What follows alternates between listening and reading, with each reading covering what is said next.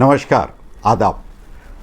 RTV में आपका बहुत बहुत स्वागत है। देश दुनिया की खबरों के साथ मैं अशरफ करीम हाजिर हूं। चलिए सबसे पहले आपको अपडेट करा देते हैं कि दुनिया भर में क्या कुछ हो रहा है। अगर दुनिया की बात करें तो ऐसे संकेत मिलने शुरू हो गए हैं कि कहीं हम तीसरे विश्व युद्ध की तरफ तो नहीं बढ़ रहे हैं। अगर तीसरा विश्व युद्ध हुआ तो ये बहुत खतरनाक हो सकता है और ये पूरी दुनिया के लिए खतरनाक होगा, चाहे कोई मुल्क उसमें शामिल हो या ना हो। इस पर बहुत बातें हो चुकी हैं और इस पर चर्चा जारी है कि क्या वाकई में हमास और इजराइल के बीच जो जंग जारी हुआ था वो कहीं थर्ड वर्ल्ड वार की तरफ तो नहीं जा रहा है, क्योंकि जिस तरह से अलग अलग मुल्क उसमें शामिल होते चले गए वो इस बात के संकेत भी हैं। चलिए हम आपको अपडेट करा दे रहे हैं कि इस वक्त क्या कुछ हो रहा है।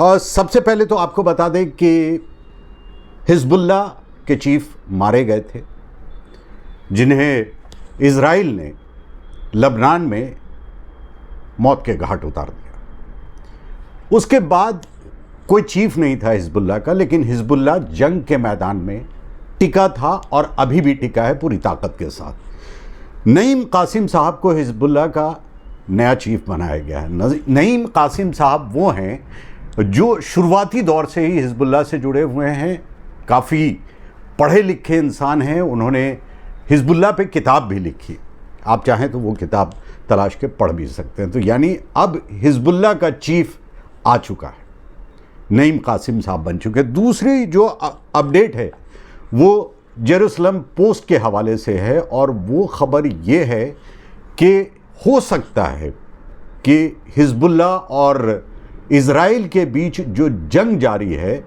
उसे विराम दिया जाए, क्योंकि जेरूसलम पोस्ट ने यही कहा है कि आईडीएफ को यानी इजराइल की सेना को जो भी कुछ करना था या जितने भी गोल थे वो अचीव कर चुकी है और अब वो वापस आ जाएगी और आने के बाद बातचीत का सिलसिला जारी किया जाएगा। लेकिन जो जानकार हैं उनका ये मानना है, और जाहिर सी बात है कि इजराइल कभी भी इस बात को नहीं मानेगी कि उसे किसी तरह का नुकसान पहुंचा है, क्योंकि इजराइल की हमेशा से यही कोशिश रही है कि वो किसी तरह की भी कोई ख़बर बाहर नहीं आने देना चाहती है।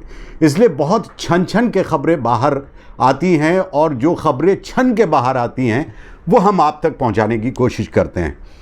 तो ये खबर आई है, लेकिन उसके पीछे जो जानकार हैं उनका ये मानना है कि इजराइल की सेना काफ़ी दबाव में है और वो लबनान में घुस नहीं पा रही है, क्योंकि हवाई हमले तो खूब किए जा रहे हैं इजराइल की तरफ से, और वो भी हवाई हमले उन जगहों पे किए जा रहे हैं जो रिहायशी इलाके हैं, जैसा कि आमतौर पे इजराइल करती रही है, इजराइल की सेना करती रही है। रिहायशी इलाकों पर दबाव बनाने के लिए सरकार के ऊपर, उस मुल्क के सरकार के ऊपर और जनता के ऊपर दबाव बनाने के लिए रिहायशी इलाकों पर बमबारी किया जाता रहा है। और ये बात तो सारी दुनिया मान चुकी है कि फ़िलिस्तीन में यानी गाज़ा में और वेस्ट बैंक में जितने भी हमले किए हैं इजराइल ने, वो मासूम लोगों को मारा है, बेगुनाह लोगों को मारा है, उन्हें बेघर किया है, अस्पतालों पे बमबारी की है, स्कूल कॉलेजेस पे बमबारी की है। ये तो सारी दुनिया कह रही और इस बात को माना जा रहा है। तो अब ये है कि इजराइल चारों तरफ से घिरता जा रहा है, क्योंकि इजराइल हमास के बीच जो जंग जारी हुई थी उसमें कई सारे लोग शामिल होते चले गए, जिसमें लेबनान भी है, जिसमें हूती भी हैं, जिसमें इराक की मिलिशिया भी है और ईरान भी शामिल हो चुका है प्रत्यक्ष रूप से। अप्रत्यक्ष रूप से अगर पीछे से देखा जाए तो रशिया, जो कि ईरान के हवाले से या ईरान के समर्थन में बात कर रहा है, चाइना ईरान के समर्थन में चाइना की तरफ से भी स्टेटमेंट आ चुका है, साउथ कोरिया उसने भी अपना समर्थन दे दिया है ईरान को, और दूसरी तरफ आप सबको पता है कि इजराइल के साथ अमेरिका खड़ा है। खैर, तो जेरूसलम पोस्ट ने ये खबर दी है। साथ ही साथ एक जो बहुत ही बड़ी खबर है वो ये है कि यावर लैपिड, ब्रिटेन के एक न्यूज़ चैनल के हवाले से ये खबर आपको बता रहा हूँ कि यावर लैपिड जो कि इजराइल के विपक्ष के नेता है, उन्होंने एक बहुत बड़ा स्टेटमेंट दिया है। चूँकि आपको पता है कि खबर वहाँ से बाहर नहीं आ पाती है, उन्होंने ये बताया है कि 12,000 के करीब इजरायली सैनिक या तो मारे गए या घायल हैं या दिमागी रूप से पूरी तरह से परेशान हो चुके हैं, डिप्रेशन में जा चुके हैं। तो ये एक बहुत बहुत बड़ा लॉस है और पहली बार ऐसा हुआ है कि इस तरह की खबर बाहर आई है। अब चलते हैं अगली बड़ी खबर की तरफ। जंग के भी कुछ उसूल होते हैं, यूनाइटेड नेशन इसीलिए है और तकरीबन सारे ही देश यूनाइटेड नेशन के मेंबर हैं। और पहले भी जंग के जो उसूल होते थे वो लागू होता था, लेकिन इजराइल ने उसकी धज्जियां उड़ा दी। ये आप सबको पता है, क्योंकि इजराइल ने हमेशा ये कहा कि वो हमास का सफाया चाहता है, लेकिन उसने सफाया किया मासूम बेगुनाह फिलिस्तीनियों का।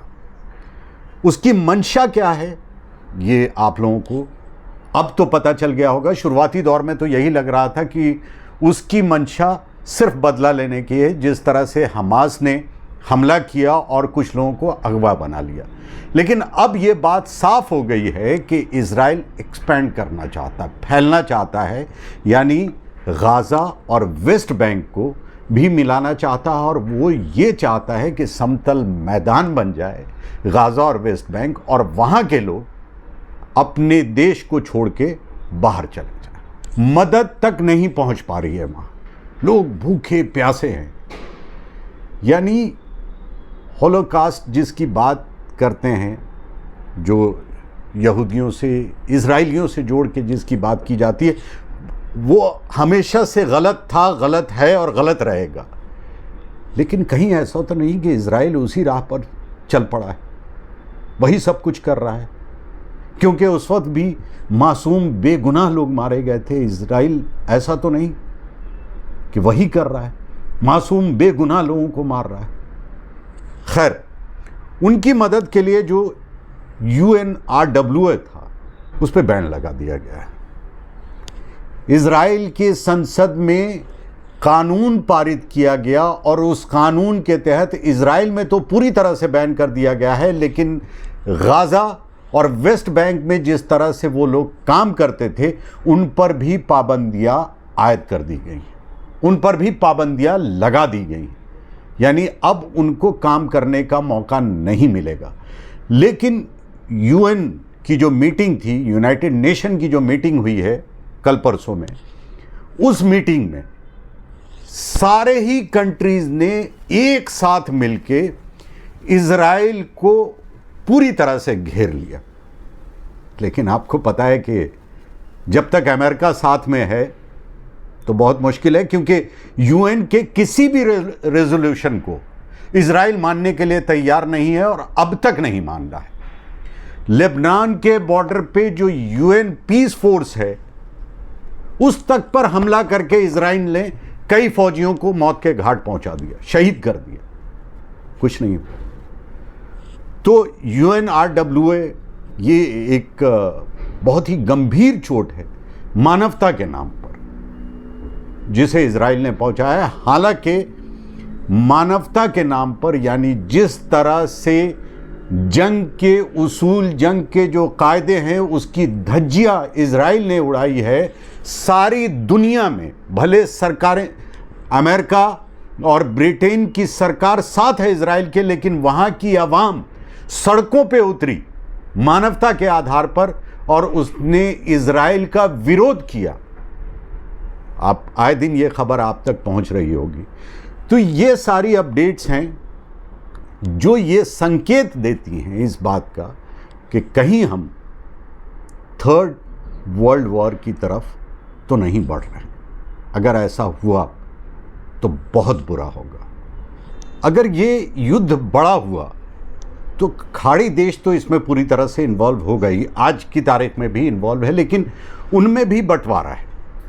कुछ कंट्रीज़ ऐसे हैं जो कि हमास के साथ खड़े हैं, यानी लेबनान आ गया, इराक़ी मिलिशिया जो है वो साथ में है, हूती साथ में है और ईरान साथ में है। लेकिन पूरी तरह से गल्फ़ के जितने भी ममालिक हैं, जितने भी कंट्रीज़ हैं, वो खुल के अभी तक सामने नहीं आए। लेकिन ये जंग अगर बड़ी हो जाती है तो उन्हें सामने आना ही पड़ेगा।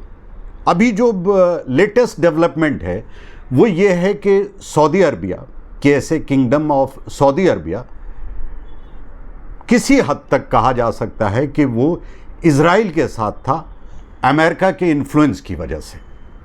लेकिन अब धीरे धीरे ऐसा लग रहा है कि वो हमास की तरफ, ईरान और लेबनान की तरफ जा रहे हैं, क्योंकि अभी रिसेंटली मुलाकात हुई है। और हाँ, उससे पहले एक बड़ा डेवलपमेंट ये हुआ कि ब्रिक्स की मीटिंग में, जहाँ सारे देश के रिप्रेजेंटेटिव पहुँचे हुए थे, सऊदी अरबिया के क्राउन प्रिंस उस मीटिंग में नहीं गए। वो अलग मीटिंग कर रहे थे और शायद उससे ये कयास लगाया जा रहा था कि वो अमेरिका की तरफ से। लेकिन उसी के बरक्स एक और नई चीज़ ये हुई कि जो यूरोपियन संघ है उसका मेंबर है तुर्की, वो ब्रिक्स के मीटिंग में था।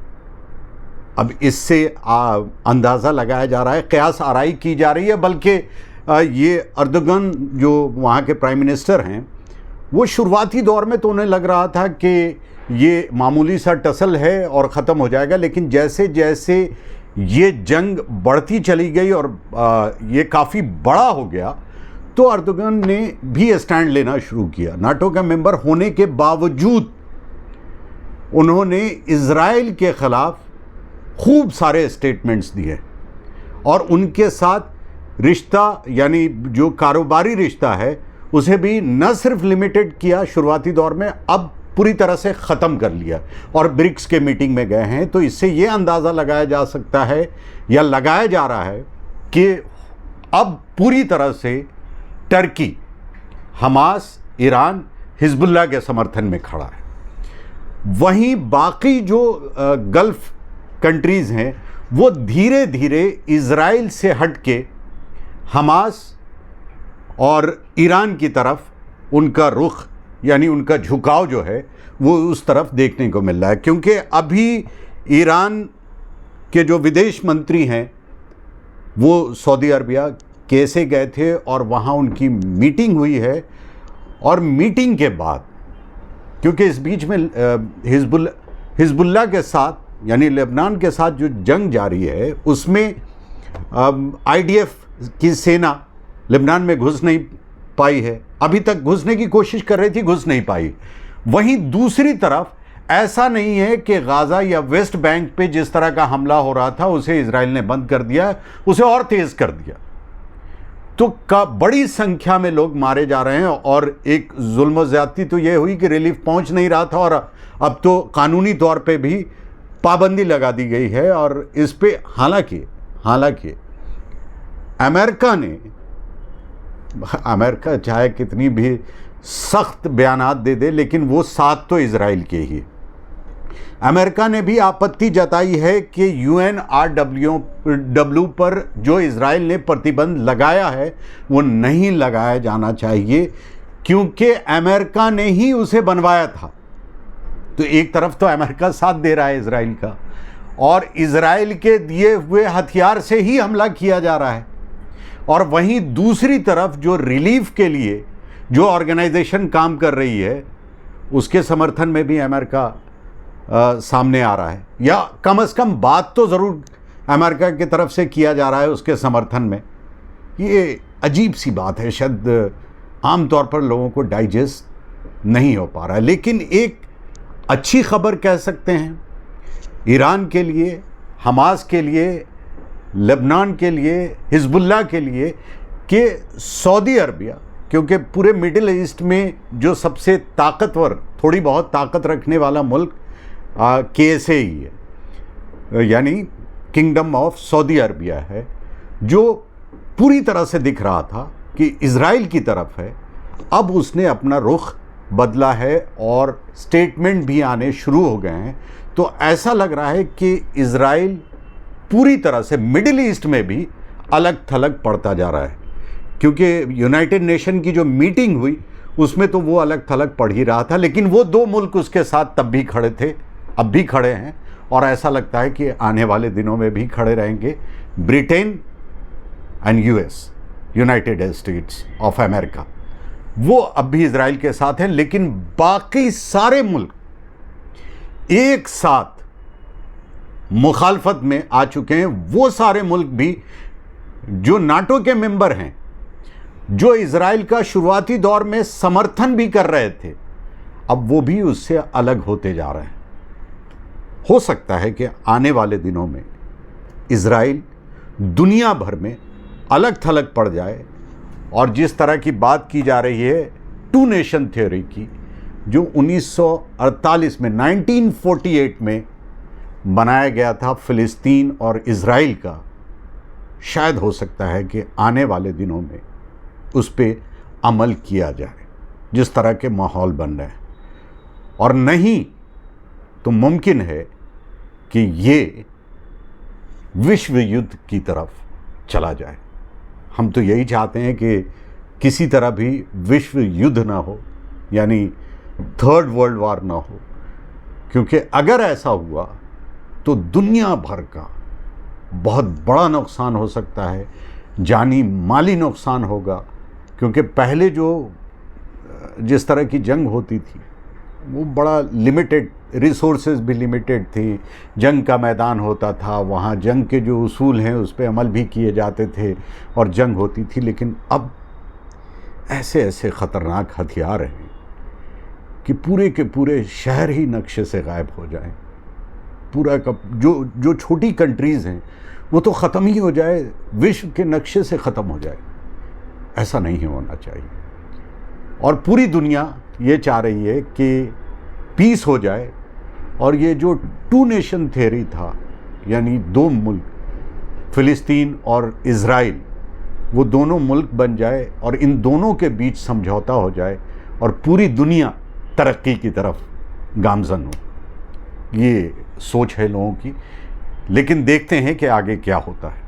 और जैसे भी जिस तरह के भी डेवलपमेंट पूरी दुनिया में होते रहेंगे, वो सारी खबरें हम आप तक पहुंचाते रहेंगे। तब तक के लिए दीजिए इजाज़त। आदाब, नमस्कार।